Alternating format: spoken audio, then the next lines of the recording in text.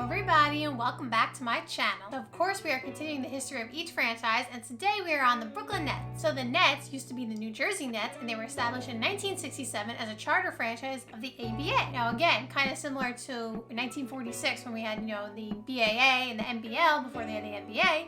They also had another, league competing against the NBA, which was the ABA. And some of the teams that were part of that league were like the Spurs, the Pacers, and of course the Nets. So they played in Jersey in 1967, and a year later they actually moved to Long Island. They were led by none other Dr. J, Julius Erving, who was one of, the biggest stars in Nets franchise history. I'll put some of his accolades on the screen somewhere.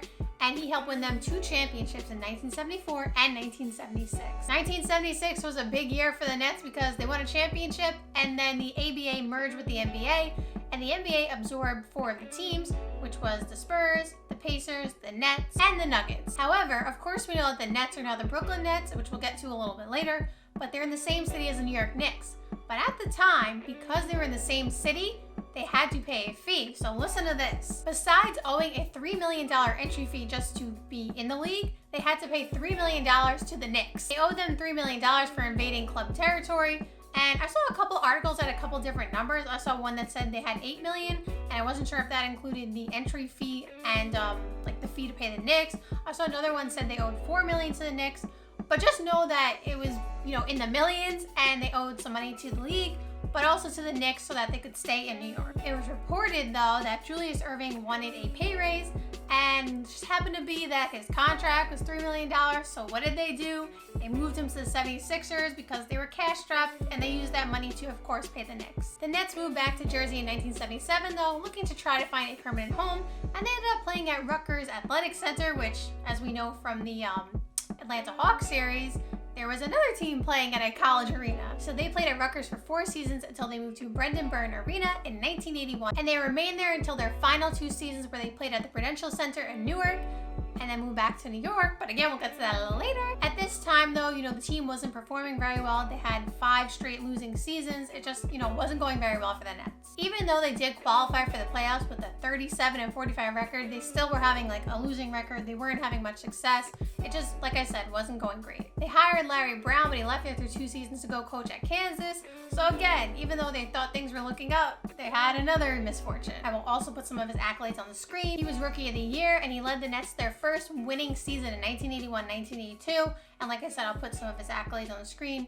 So clearly he had a big impact on the Nets and helped them win some games. The Nets qualified for the playoffs actually in the next 4 seasons after that, but they only won 1 series against the Philadelphia 76ers, who were the reigning champions at the time. But even besides that, like I said, they weren't having much success. They made it to the postseason, but they weren't going far. They weren't making the finals. They couldn't relive the Julius Erving days. After a 5-season drought of missing the playoffs, the Nets returned to the playoffs in 1991-1992, and this team had some nice young pieces with Kenny Anderson, Derek Coleman, and Drazen Petrovic. Now, unfortunately, the story gets a little sad here because Petrovic actually was involved in a car accident where he died. He actually used to play in Portland, and Clyde Drexler was a teammate at the time, said he was always the first one to be at the gym, the last one to leave. He was very hardworking, wanted to win, was very talented. When he was playing in Portland, he requested a trade because he didn't feel like he was getting enough playing time.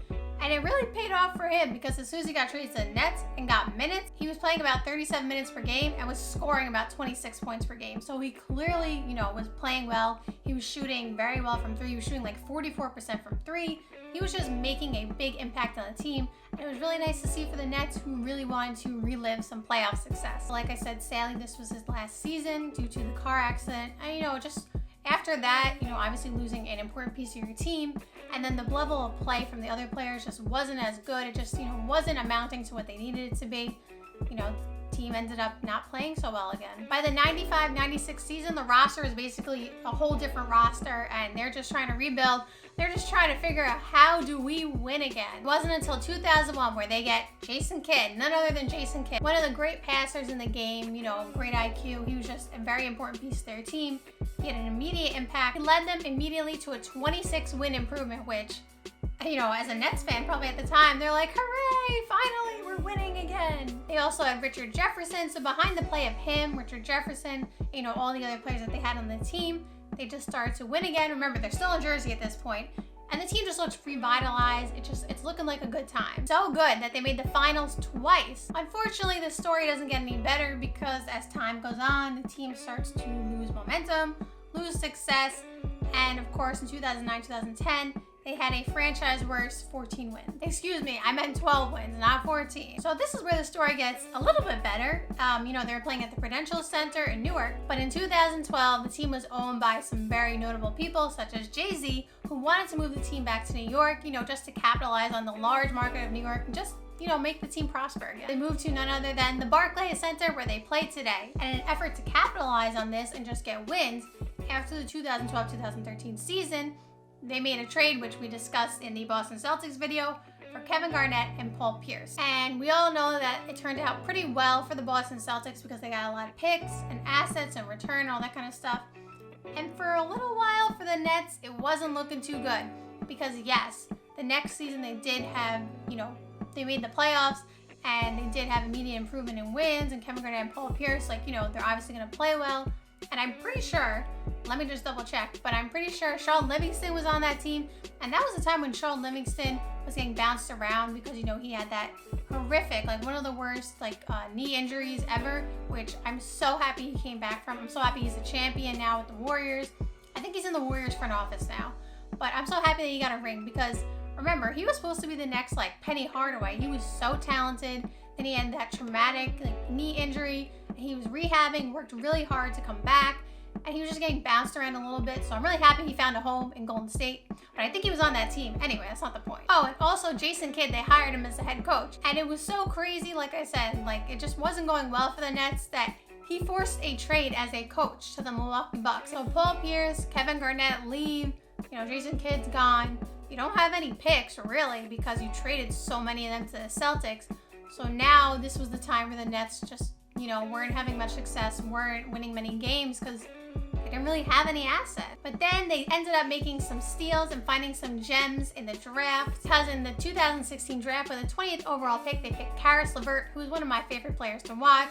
And we obviously know what he has been, you know, when he developed on the Nets, and also this year for the Pacers when he got to play, he was putting up monster numbers. And in the 2017 draft, they also picked Jared Allen with the 22nd overall pick, who was a really nice young center. He's been playing well in the Cavs. Obviously now the season's over, but he was playing well in the Nets, playing well in the Cavs. He has a nice, bright future as well. And they traded Brook Lopez and their pick for D'Angelo Russell, which turned out to be a good move for them because they had a nice young core of Caris LeVert, Jared Allen.